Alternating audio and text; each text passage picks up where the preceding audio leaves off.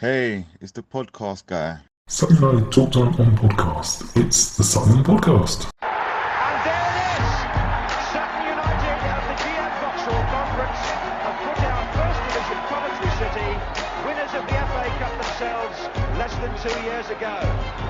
And what a moment to enjoy for the fans of this Surrey side. They've had their moments before, but never one like this. But the whistle goes down. Delight for Sutton United. Sutton United from the National League are through to the last 16 of the FA Cup. No longer English football's perennial non-league club. A 123-year crescendo reaches a new peak for Sutton United, who are promoted to the Football League for the first time. Hello and welcome to another episode of Sutton United Talk Time on the podcast. It's the Sutton Podcast. We're in association with Lucky Star Gin. I'm your host Mike, and with me on the panel today we have got two FA Cup enthusiasts. And I didn't choke whilst trying to say that, so we're off to a great start. We've got Sarah and Paul. The reason I say that is when I sent out the invite, both of them came back saying we want the FA Cup, or I'm going to the FA Cup. It doesn't matter, so I'm going to go to that one. It doesn't matter where it is. We love hearing from you, all the engagement, likes, tweets, all the rest of it. Love it. Thank you very much. Keep sharing and liking and commenting. But we're going to get into FA Cup action. I've been reading some different things today because I thought it was quite a good game yesterday, but apparently I'm in the minority. Sarah, how have you been? I kind of agree with you, Mike. I enjoyed myself yesterday. Yeah, that's great. And Paul, the current Prediction League pace setter, how are you? I'm very good. Yeah, not so bad at all. Not so bad. I didn't think it was that bad a game yesterday. Yeah. No, I was very surprised seeing some of the comments, but I'm not seeing them. We'll create our own narrative. It's fine. But I did set some homework. I know, Paul, you remembered yesterday. I'm not sure if Sarah remembered at all, but I'll play the jingle and I'll start with you, Paul, and then Sarah can quickly be thinking if she hasn't done it.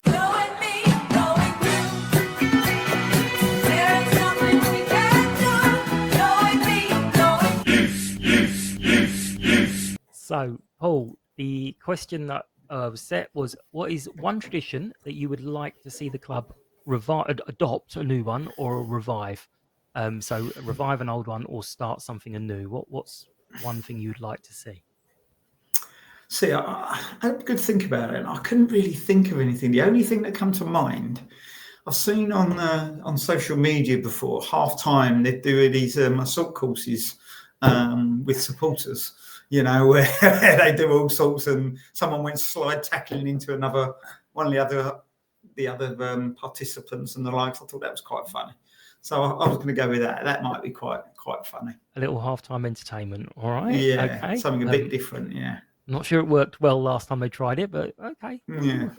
I'm saying. And Sarah, have you got one that you'd like to adopt or revive? Yeah, I would like to bring back proper end-of-season parties. Like in the last few years, we've had some really nice award ceremonies, but they've kind of fizzled out after that. Everyone's gone home. And it'd be nice to have a proper knees up at the end of the season. You know what I mean? Because we used to all get drunk, didn't we? All older now. Yeah, that's true. We still get drunk though. No wiser. No, absolutely not. No. There was the one, I keep mixing up the name, but it was Lucy that was reminding me of it. It's one of those things that you know, but revive when the ball's kicked out of the stadium, and I think it's Leverhead. Everyone shouts because there was something that happened that the ball had gone to Leverhead, and it's like It's Red Hill. Red Hill, that's it. That's Hill. The one. And that's kind of gone off a little bit, but she shouted it the other day at one of the games. Yeah, you're right. We should bring that one back. Yeah, bring that back. I haven't really looked an awful lot at club news. I've been busy today. I did see one thing that I have tweeted out that apparently next week in hospitality, and I don't normally plug it, but Mickey Joyce is going to be doing the Q&A in hospitality. God knows what Mickey Joyce is going to talk about. I mean, the man's done nothing, has he? I mean, there's nothing of great note that anyone could possibly want to know from Mickey Joyce. But yeah, if you're interested, some good stories. I'm sure one particular story might be said 9 times. Ask him about why Rainsy was booed as well. But onto the match. As I said, both of you love the FA Cup.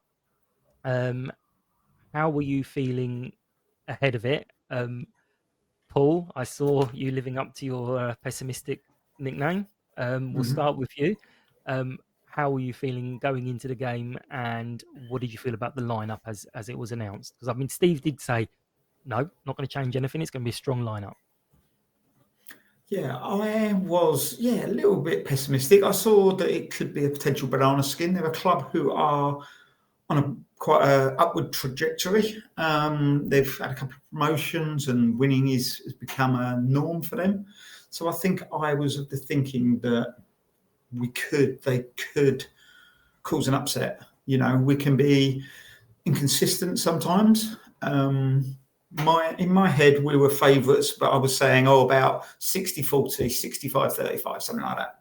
Right. So they were definitely in the chance, but I was hopeful that we'd do enough to get through it. Lineup wise, good to see Jack start. I was pleased to see him getting a chance, and Matt Rush as well, actually, because he hasn't had a huge amount of time. And good to see him. And Sidhu started as well, actually, didn't he? So it's good to see a few of the players who haven't really been starting recently getting a chance to start and stake a claim. Yeah. And Sarah, what was your thoughts on the sort of your expectations from it and the lineup when it came out? It's quite unfortunate that I don't really have much different to say. I was really looking forward to it. You know, I'm always up for an FA Cup game, and like Paul said, I was thinking the same thing about Chelsea being on an upward trajectory, and you know they're definitely going to be up for it as well. Got there and found that their fans were certainly up for it. That was created a really good atmosphere, which I really liked, because often I think that would have been difficult to create at our ground. And because of the way their fan zone was set up on the ground, it felt like a proper FA Cup tie when you walked in. And it also, another thing I was really looking forward to is, you know, I'm non-league at heart, and I quite like going to a traditional non-league ground. And I was looking forward to that because it's nice, and it's really nice being able to just walk around and not worry about segregation and not worry about any of the usual rules. Just be good and behave yourself, which is always the rules. So I was really quite excited. Weather didn't put a dampener on that at all for me. Don't mind a bit of rain. I saw the lineup, and you know what Steve was saying about he's going for a strong lineup. Well, to be honest, from what he said, he's built a squad where there aren't any fringe players, according to him. He's like, he wants a squad full of strong players, so he can't really put out a weak side, can he? No, exactly. But it was, I mean, like Paul said, it was interesting to see. I take it you mean Jack Sims, Paul. We have got about 5 Jacks at the moment. But yeah, that was an interesting one for me, because I thought, I wonder how he's going to do. And then we saw how he did. So there we go. Yeah, I mean, on before we get into the actual game, very similar with the going to a proper ground, and the I was looking forward to the sort of switching ends at half time, and they didn't do it, did they, Paul? Everyone, all our lot went down the other end. There's me and you and Jenny standing amongst all the Chelsea fans going, well, no, we stayed here. But yeah, no, it was nice, and the mixing with people, and I really enjoyed it. There was a few people behind us, wasn't there, who were celebrating that first goal, and I felt them right on my shoulder, sort of thing. But I think they're going to be all right. You know, we're not. You know, I think we're not looking like we're looking for trouble or anything. Yeah, I'll say this when we get to it, but I think there was something that helped very much us not be pointed out as horrid Sutton fans because of how we reacted to that first goal. But Sarah, you and Andy were there, and then you kind of went around the side a little bit into, was it the open weather you were at, or under one of the terraces? Yeah, it was just because it was so crowded in there. Yeah, me in a bit of a shorty pants, I couldn't really see. Yeah, and that's often the case. That's the downside of these traditional non-league grounds, as opposed to like the big fancy pants all-seater stadiums.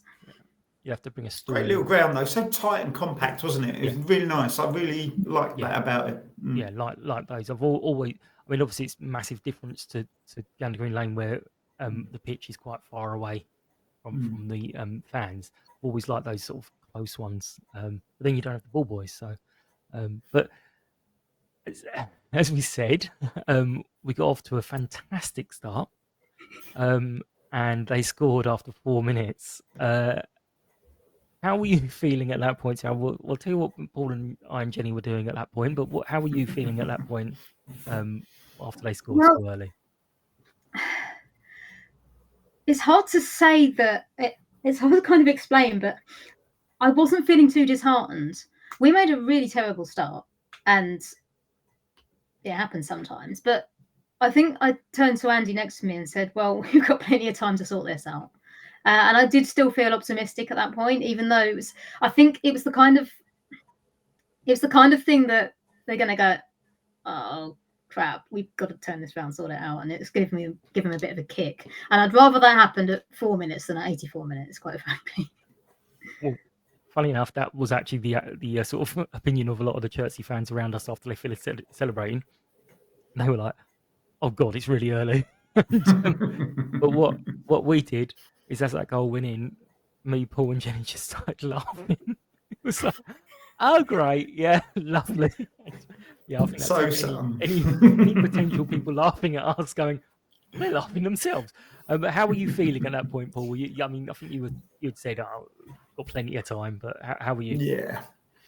I mean, I thought they just came out of the blocks. They were well up for it, and they flew at us, and they had a couple of chances before that. Was it one chance before that? One good chance, and I think they might have had another one as well. And then obviously they got the goal. It was, as you say, early. Still got plenty of time, but I don't think I was too fearful. I knew. I think I said a couple of points. There's more goals in this game. You did also say it might not be for Sutton, though. Yeah, very much so. But that's the pessimist in me, isn't it? Yeah. So, but then one of those players who obviously decided, enough here was the magnificent Josh. How was he? I mean, the header across the goal, and then that. Well, I don't even know if the kids still say these kind of things, but filthy goal that he scored. That's exactly the word I used. Yeah, as I tweeted out, I'm like, "Oh God," I don't know. People could go, "You'll get." But so how was his impact, Paul, and how impressed are you again with him?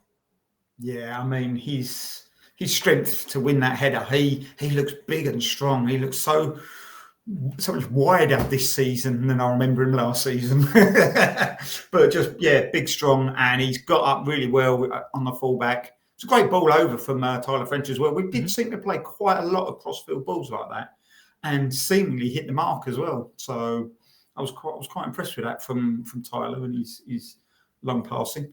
But yeah, got up so well. Great header across. I've watched the highlights, and whoever was doing the highlights, whoever they were standing next to, they were convinced that Josh was offside, or either that, or well, it can't have been Matt who was offside, because it was a square ball pretty much, wasn't it? And he was behind him. So there was a lot of shouting for offside. Hopeful rather than. Yeah, possibly. But no, very impressed. And then the goal again. He's got the ball out on the edge, and he's skinned the right back, hasn't he? And he's come inside, and great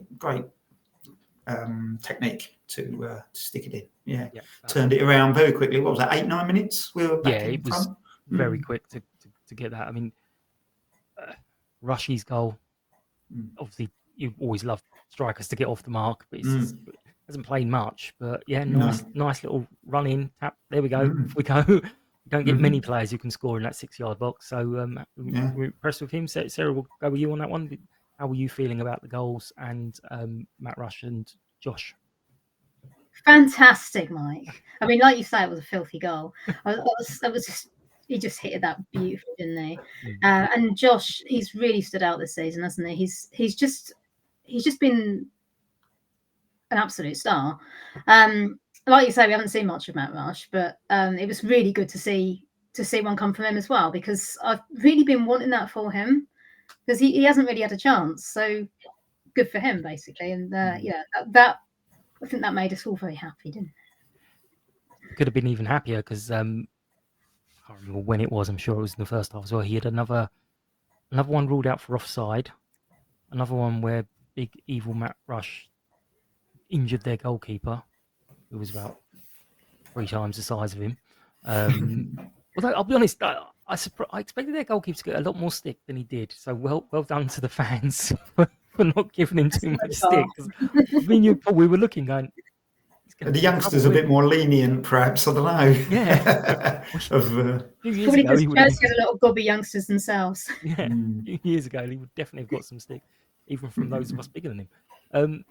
But yeah, first half we seem to be controlling things, and going in. I think we could have gone in at 3-1, but going in quite comfortable. Would you say, Paul? Yeah, I think so. I think we definitely were, as you say, in control of the game. I think they had a couple of attacking threats, but nothing that really troubled us too much.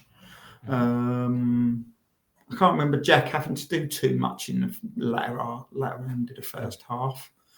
If there was any saves, they were pretty straightforward. There was one where you and I were quite nervous, but we realised it was probably the perception we were at where the ball went in, and it looked like it was going top right, and then Jack kind of caught it in his belly, and we're like, oh, okay, maybe we he didn't. How it looked like he hit it, the fellow who hit it, and how he had were very different. There was a lot of pace on the ball that we couldn't really tell from the depth. Yeah. Sarah, what were you hoping for at halftime? Or was it you just want more of the same, or were you hoping we were going to make a few changes to just keep the energy up? I was hoping to keep up the momentum because we did finish strong in the first half. It was kind of a bit of a mixed up game because there were periods where we were on top for quite a while, and then there were periods where Chelsea seemed to take control, and it was like we're taking it in turns to control the game, wasn't it? Mm-hmm. Just wanted to stay like we were because we had a really good spell towards the end of the first half. So, I mean, to be honest, I didn't really have any hopes about whether we'd make any changes or not because I leave that to the gaffer. He knows stuff that I don't about players and how they are and stuff like that. But I was kind of a bit suck it and see when it comes to that. But yeah, I just wanted to keep up the momentum there. So I mean, if you'd pressed me at the time, I would have said, yeah, keep it the same for now because we're doing all right at the moment. Yeah, I mean, second half started and I was chit-chatting and suddenly heard this big noise, ran out. And we've scored a goal. I didn't see that at all. So, Sarah, we'll start with you on that. How what happened? Was it offside? well, the referee said it was. So we'll start there. My reaction was just, hooray, we've scored. It didn't occur to me that it might have been offside, to be honest. It might have been obvious, but it didn't occur to me at the time. And then it was a bit weird because it kind of seemed to. I mean, the linesman didn't flag it, so that's probably why it didn't occur to me. And then there was a bit of trouble that one of the Chelsea players giving the ref some lip, and then he was talking to the linesman for what seemed like ages. I was actually a bit shocked when he was then ruled out overturned. So I was like, oh, we haven't scored then. And I was really confused for a moment because it had been like it said 3-1 on the scoreboard for a little while by that point. I had to change it back again. Paul. I mean, it was Nick a few weeks ago, one of the home games. He said we'd scored a goal or something, and he said you can tell the age of all the Sutton supporters because all the old vintage ones immediately, as soon as the ball hits the net, everyone's eyes and heads turn towards the linesman's, expecting it to be ruled out. So it's like, yeah, you lot are used to all this. But what were you thinking of that goal that wasn't?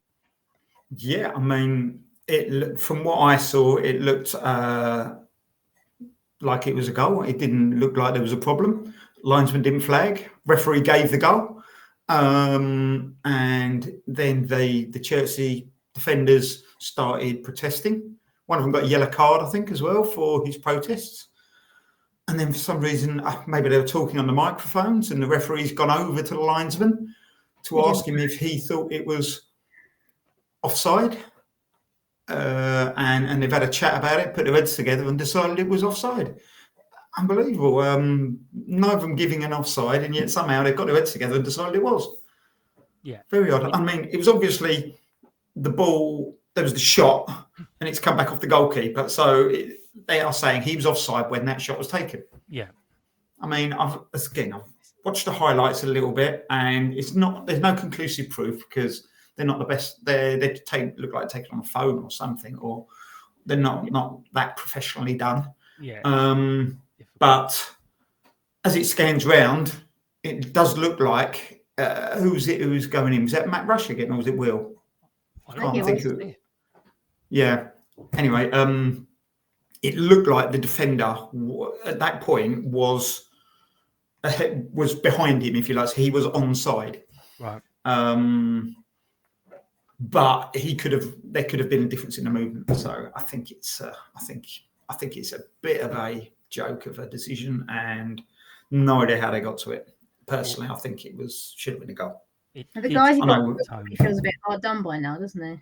But we don't know what he said. He might have used some choice language that was not approved of. Yeah.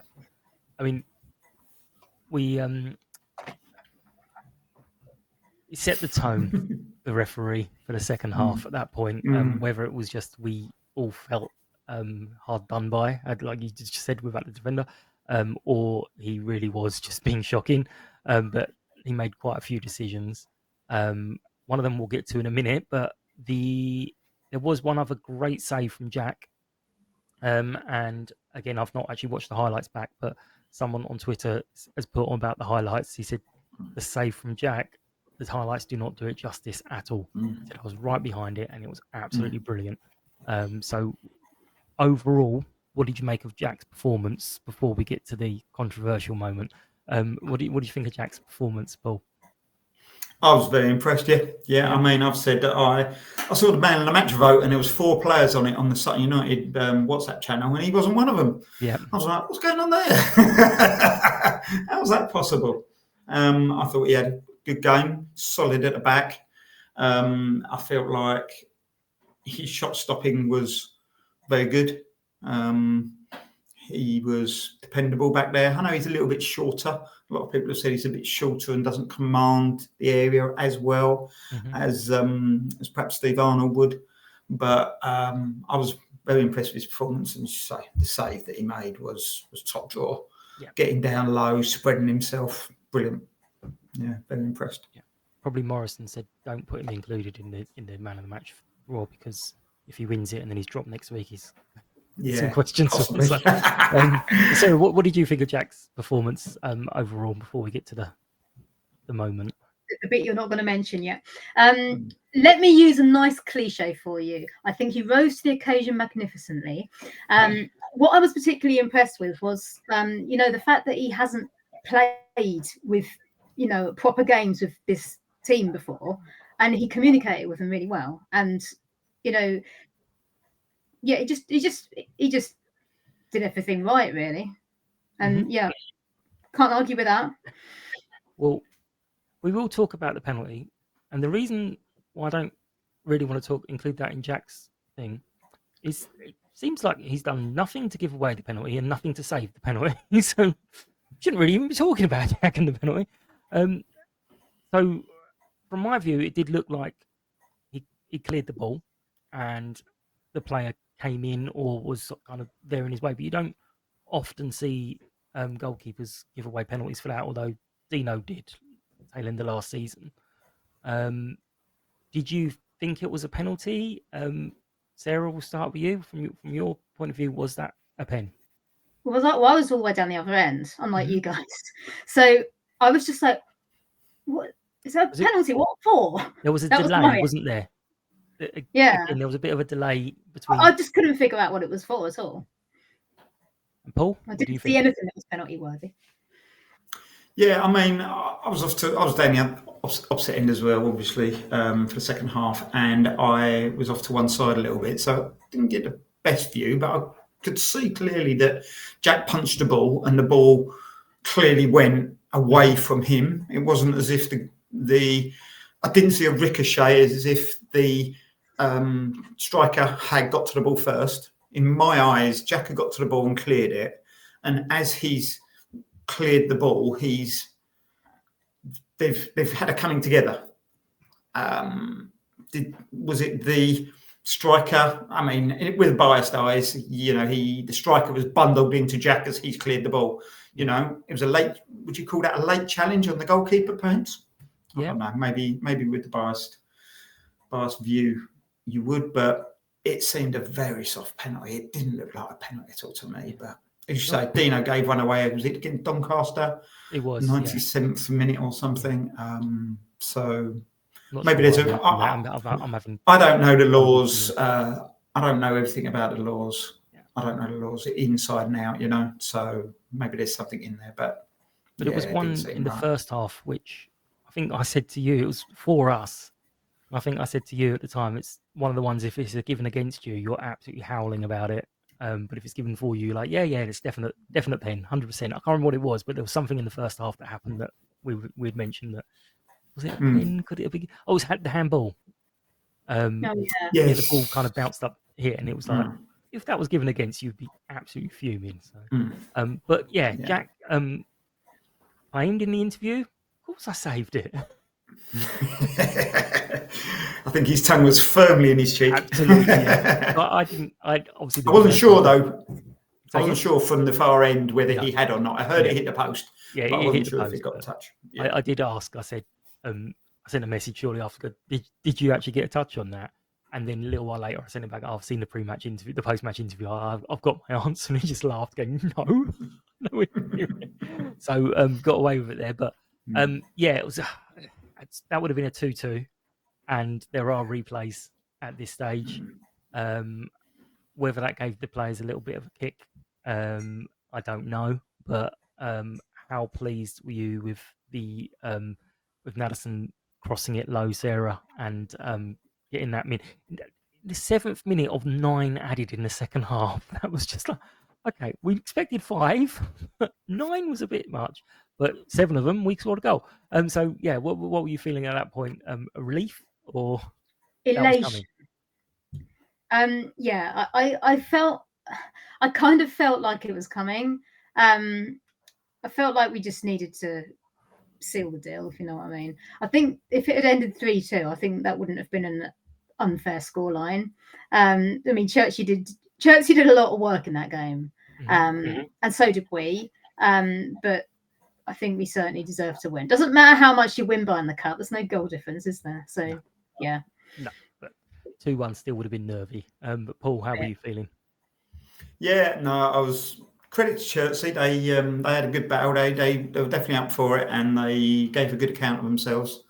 I think I'd like to think our quality shone through, and I think we were deserving of it. Certainly, 9 minutes was unbelievable. There wasn't a goal in the second half, was there? At that point, there'd been a couple of stoppages, but not 9 minutes worth. A few substitutions. 9 minutes was unbelievable. It's like 2-1. It made you nervous, didn't it? It did. But hey, if it meant the game was finished 3-1, and I got an exact prediction on the prediction league, that'll please Neil. I hope he didn't do 3-1. You were delighted, obviously. Yeah, we know. I sort of messaged. So it seems their chairman's quite active on their social media as well. I messaged saying, "Oh, your players seem to be determined to ruin my day." But it was a really good day out. Really enjoyed it. I know a lot of other Sutton fans really enjoyed it. And he came back to me going, "Your fans were great with ours. The fan zone, the mixed fan zone was really good atmosphere. Good luck in the next round. Fingers crossed you get a good draw. And good luck for the rest of the season. I'll be keeping an eye on you guys and hope to make it over to a game." So we made a fan of the church. I love that. Yeah. One bit I was particularly gutted about was when they tweeted out afterwards that they were 16 away from their record ever attendance. I was like, why didn't you tell us that during the day? If you'd said this is how many tickets we've sold, we just need this many more, we probably would have raised another 20 people to get in there. But yeah, it's only 16 away from their record attendance, and we've all said it was quite a good game, good atmosphere. It did look like it was going to pee down and try and dampen it a little bit, but it just made it a bit zippier. But we're going to finish with that game very quickly. We're just going to ask you the good, the bad, and the funny. And obviously, we know there's a jingle.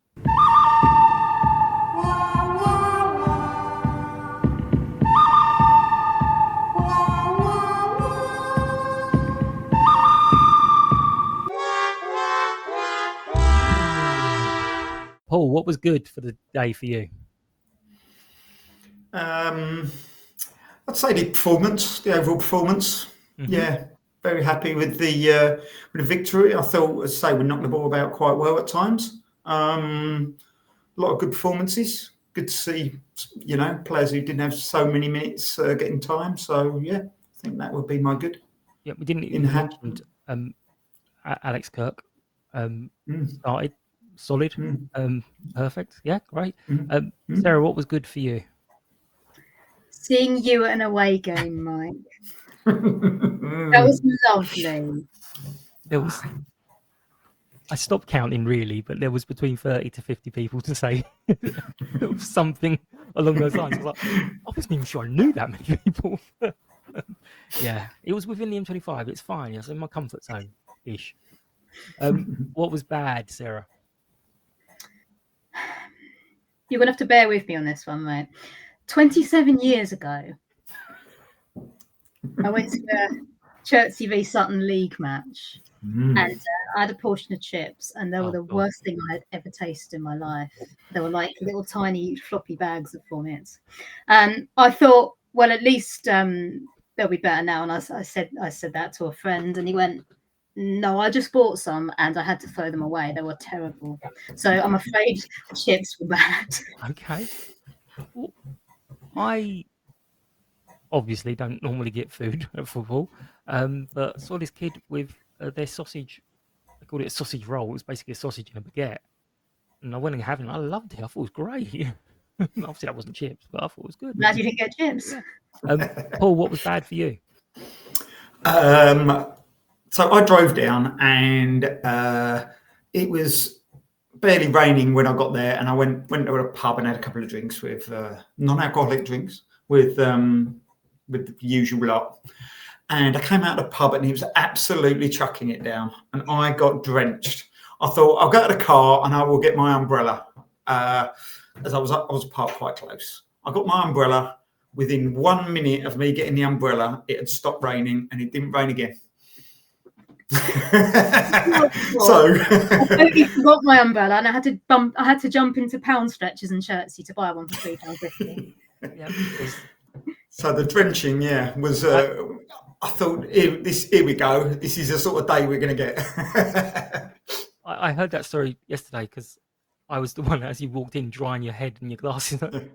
You've got an umbrella, Paul. What the hell are you use the damn thing? Yeah, I mean, sorry, Paul. That could have been my funny, to be fair. But what was your funny? What was my funny? I don't know, really. I can't think of a funny. You might have to come back to me on that one. Okay, fair enough. Sarah, what was funny for you? Paul, it wasn't much funny for me either, to be honest. But within the first few minutes of the game, someone had kicked up the biggest divot I ever saw. It was huge, and it was either just inside or just outside the penalty area. I just thought it was funny that everyone was like stepping around and trying to divot. And even at half time, no one thought to put it back. It was just sitting, it was still sitting there at the end of the game. And I was like, what the hell's doing with this? I liked all the kids being on the pitch at the end, and they were running around, and we were like, what the hell? Jesus Christ, that's a nice pitch, get them off. And then when they eventually did get them off, we all started booing them. That was good, yeah. I've thought of a little one. It's relating to my umbrella again. My umbrella was at the front, and as I bent down to get it, there was a young lad who was standing next to us who put his hand out and stopped a ball from hitting me in the face. So maybe that's, that maybe it'd have been funny if it had hit me in the face. Yeah. But he stopped the ball just before it hit me in the face as I was bending down to pick up the umbrella. That would have been hilarious if you bent down and then stood up. There was one other on the train home. Well, luckily for me, a group of the young uns adopted me on the way home because I actually didn't have a clue where I was going.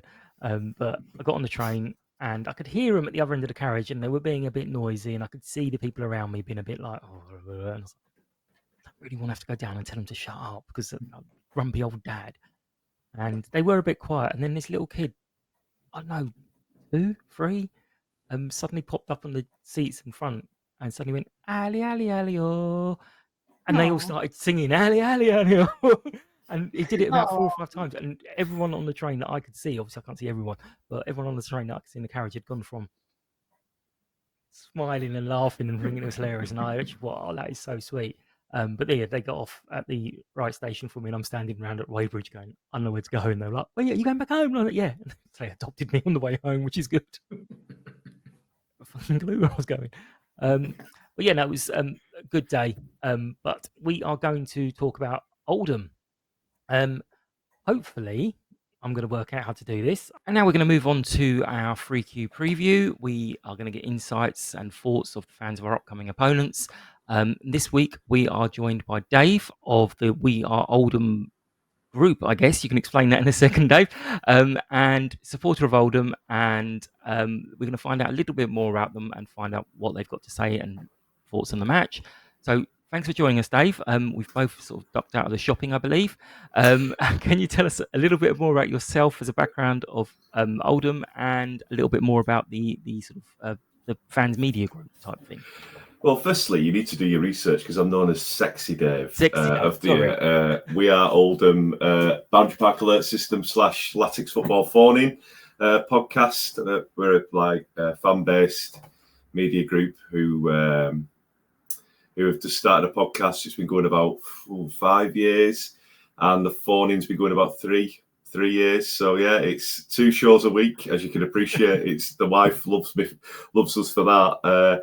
But yeah, we've had some highs, we've had a lot of lows. But yeah, it's good. We've got Andy Halliwell, who's our stat man. We've got Arlene, who writes our blog, and we've got the ego maniac that's Matt Dean, who pulls it all together. But no, he's a great lad. But yeah, it's been great fun. Our podcast is out at 5 a.m. on a Monday morning, and the phoning is live from 8:30 every Wednesday. So yeah, it's keeps us busy. Yeah, totally. I mean, yeah, it's good.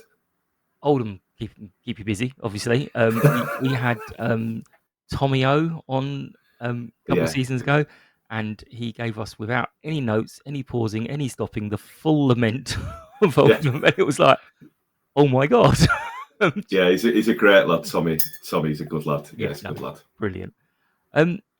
So how about yourself? How long have you been supporting Oldham, and what's your What's your victim story?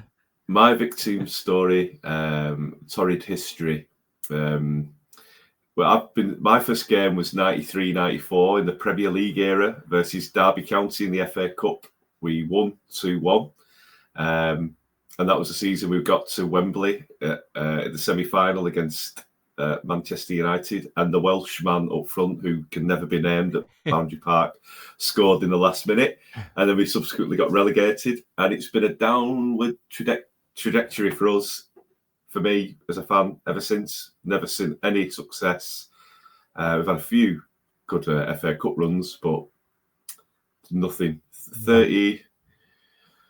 30 years of nothing. Beautiful, and makes it even worse as that Welshman's team kind of went the slight opposite direction at that point as well. Yes. Yeah. Yeah.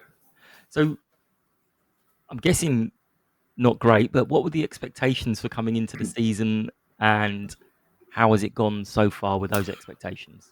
Well, Andy and Matt's expectations were, because we signed a lot of new players, we got rid of a lot of dross last season. They were 3rd and 4th respectively, both going up via the playoffs. I was a bit more considered, because every time I've made a prediction, I've got it wrong, and I said 11th. I think we'll tail off towards the end of the season. But so far, so good. We've lost 2 games. We've had 5 draws, and the rest have been wins. So it is looking good. We have signed some very good players. I'm still a bit nervous, though. I'm still a bit nervous for this. It's just it's the hope that always kills me, and I'm sick of trying to be positive all the time, because it just kills me every season, every single season. I know the feeling. I have the I think it was Jack Charlton era of Ireland, where these we expect to lose but we hope to win, and it's like, okay, yeah, I'll do that. Like, my expectations are low but my hopes are high. But you've had promotions, haven't you? We've not had we've had nothing. We've had nothing. We've not had a promotion. We've not had it. We've had just relegation after relegation. We've had a playoff semi-final. That is it. And we got beat off Blackpool. You know what I mean? It's just like, but even when we're points clear at the top end, and we're like, oh well, okay, it's going to blow up. Don't worry, it won't happen. So yeah, yesterday we were 4-1 up at half time. Right. I was still worried against Halifax. The second half was abysmal. It was just abysmal. When they came back and we were like, how long's left? 80 minutes. It's 80 minutes. They can still score 2. Yeah, that was it came finished 4-2. It was like, oh my goodness me. It was just like, that's proper football supporters knowing how badly it can go. But yeah, we've had sort of a really good 14, 15 years, and some of our, well, they were younger fans, but they're not anymore, had kind of only started supporting around then, and it's like, you jammy bastards. You don't know how great this is. But yeah, we got a nice core of young'uns as well now. So that's good. We had Gunnar Haller on our phoning a few weeks ago, and there's like all these young people that don't know who he is. We don't know who he is, and we've got the great Andy Liddle this week on Thursday. So we try to cater for all fans. We've had Mark White on. We've had Andy Ritchie. We've had nice. It's good, mate. Yeah, it's good. Excellent. Well, what do you see as the main strengths and weaknesses at this point? And are there any players that we should be looking out for? Who kind of gets you up out of your, on your tiptoes, not out of your seats? Of late, we signed a lad from Altrincham last summer, and he had an injury. He came back, and he was called Josh Lundstrom. And the last 4 or 5 games, he's really come into his own. He presses, he pushes forward. He set up 2 of the goals yesterday, and he's a really, really tricky operator. He's grown into. He obviously played for Altrincham, being a small, horrible club that they are. It must have been really difficult to come to a massive conglomerate, club like Oldham, and he did struggle. He was he didn't press. He was a bit out of sorts, but Mickey Mellon seems to have turned the corner with him. And really pushed him. And he was saying last season, there's a good player in there. You've just got to wait. And he's been outstanding. And he has had these criticisms from the fans as well. But to be fair, he's knuckled down and done really well. And his phases of play, his patterns of play, the 1-2 touches are really good. But he does go out in and out of games as well sometimes. He'll make a mistake and then go hiding for about 20 minutes. So, in terms of threats, though, you've got Mike Fondop, God's number 9. Mm-hmm. He just, a one-on-one where he has to think about it, he'll miss it. But one back to goal and turn on the volley, he'll score it and make it look easy.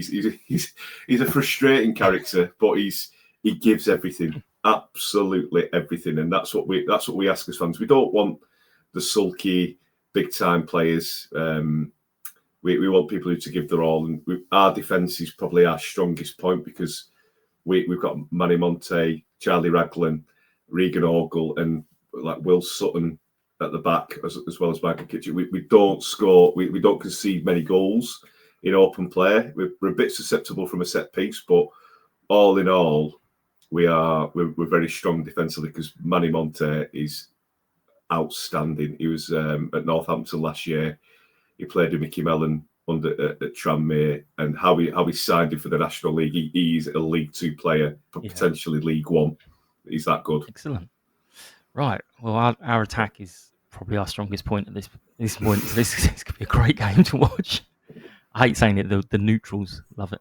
So how do you see the game going? And what are the key things that could influence the outcome? Where do you see the main battles being? Or well, it's going to be defence versus attack by the looks of things, but I think what I've found this season is what will influence the game, unfortunately, is the shocking standard of refereeing, because I don't know how you found it.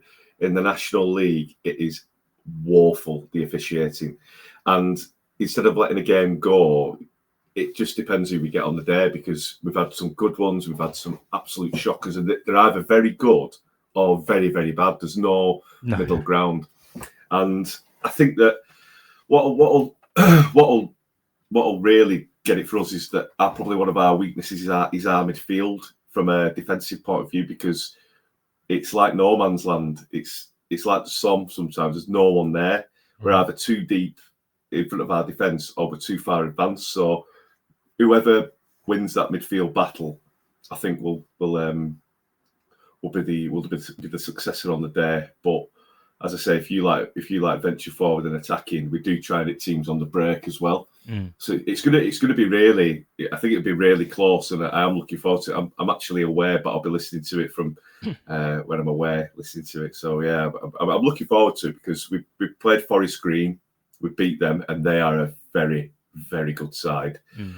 We seem to play better against the bigger sides. It's like the teams like a Halifax or an Altrincham who are like rubbish. We seem to struggle against and be quite laboured. Like Solihull beat us 3-2, and we had about 9 chances in that game. We should have put them away. It should have been 5 or 6-1 by our time. But again, it is what it is. Aldershot beat us 4-1 earlier in the season, but it was 2-1 up until like the 90th minute, and we just went for it and tried to get the goal, and they came at us on the break. So we're not. We are defensive and negative, but he wants to win games rather than play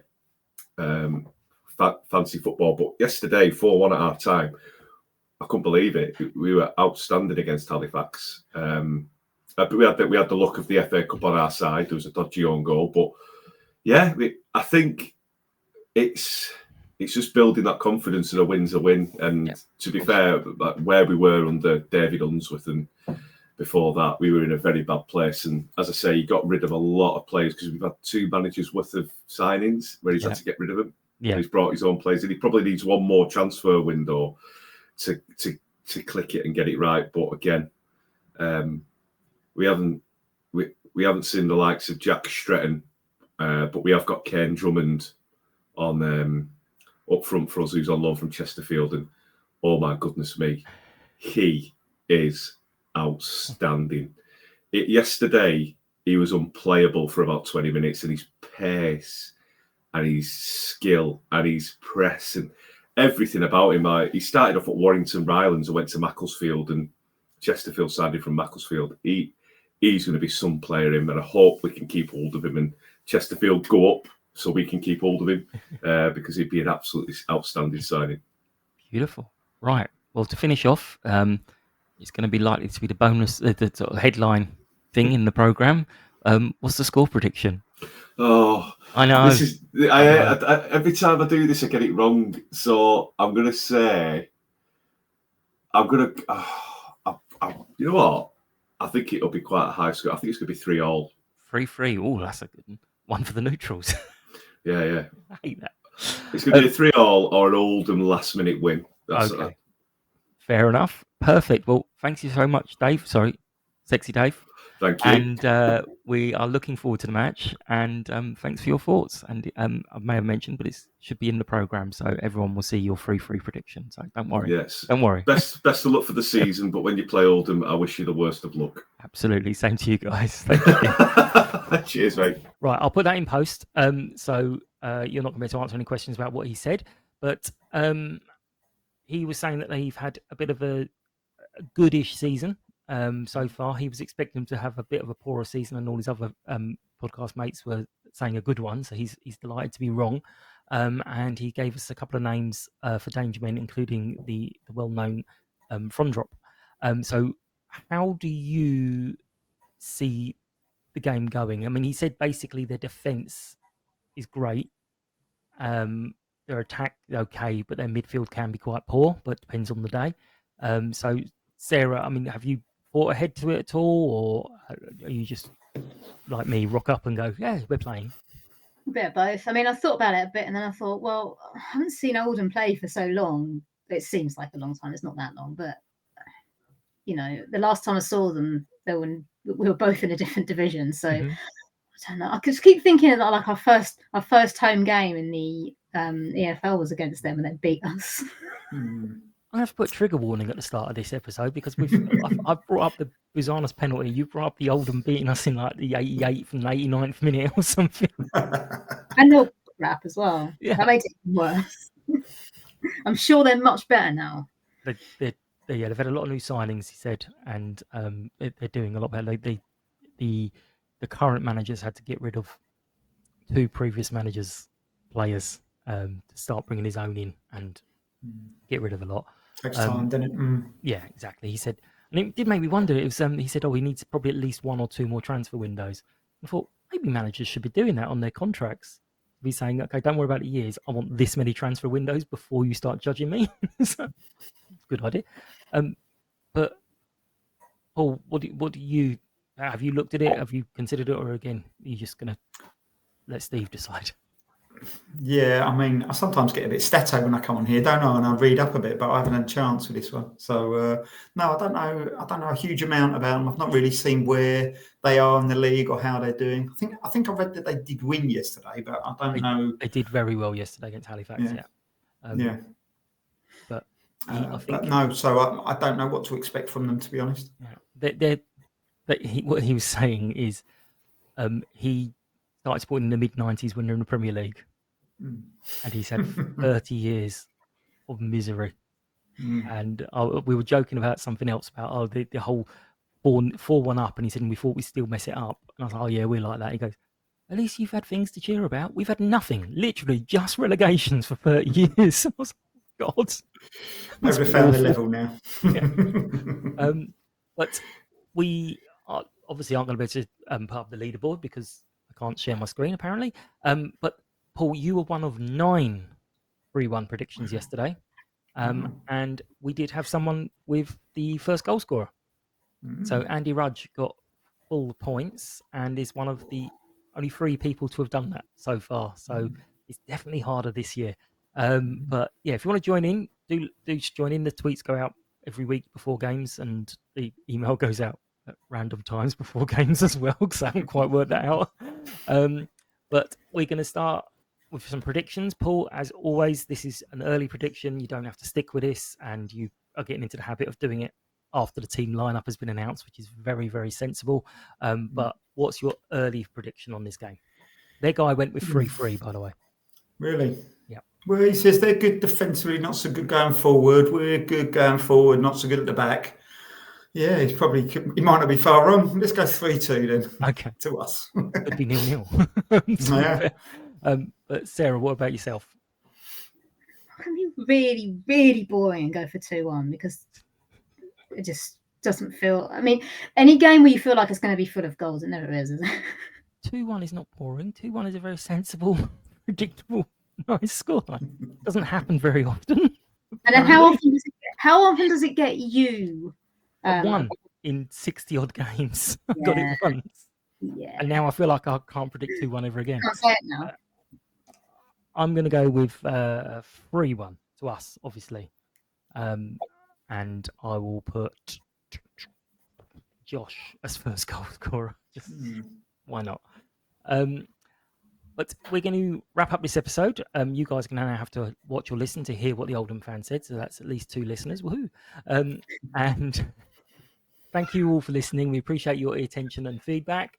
Get involved in the Knowing Me, Knowing You segment. Tell us what traditions you'd like to start or revive. I mean, any tradition can start at any point because it's just something we carry on doing from now on.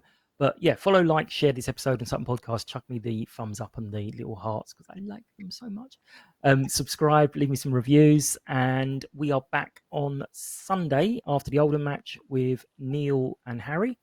And as always, we'd like to thank our sponsors, Lucky Star Gin, and a big thank you to the panel today, Paul and Sarah. I will, obviously, after Monday, be probably looking for some more victims for the second round. So we'll see where that brings us as well. But hope you've enjoyed the episode. Take care. Goodbye, and we'll see you soon. Bye-bye. United! United!